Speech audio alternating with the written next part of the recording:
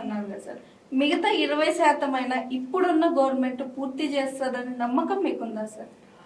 చేయాల్సిందే, చేయకుంటే వదిలిపెట్టేదేం లేదు.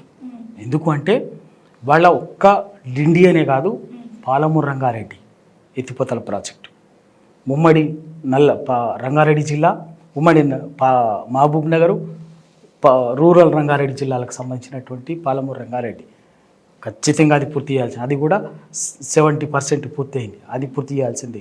నల్గొండ, దేవరకొండ, మునుగోడుకు ఉద్దేశించినటువంటి డిండి ఎత్తిపోతల ప్రాజెక్టు, వాళ్ళ అందరం మాట్లాడుకుంటున్నటువంటి కాళేశ్వరం ప్రాజెక్టు ఇంకొక 10%, నాకు తెలిసి 10-15% అది ఆల్రెడీ ఉపయోగంలోకి వచ్చింది. ఇంకా మిగతా వరకు ఉంది కాబట్టి అది కూడా పూర్తి చేయాల్సిందే.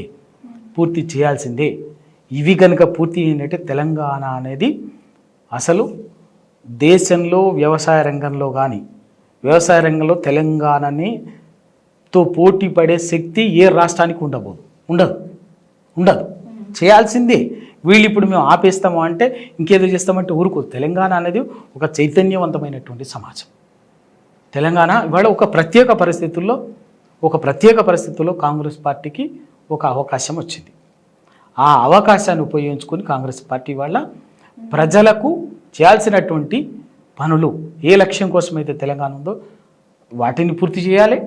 మీరు ప్రజలకి ఏం హామీ ఇచ్చిందో వాటిని పూర్తి చేయాల్సి.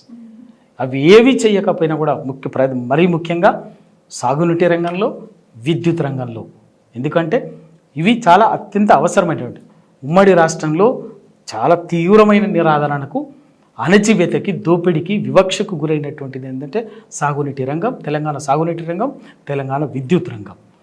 ఎందుకంటే తెలంగాణ ఎకానమీ అంతా కూడా అగ్రికల్చర్, రూరల్ బేస్డ్ ఎకానమీ కాబట్టి ఈ రెండు కూడా ప్రధానమైనటువంటి అంశాలు. కాబట్టి ఈ రెండు, వ్యవసాయము, సాగునీరు, విద్యుత్తు, ఈ రెండింటిని వేరు చేసే విషయాలు కాదు.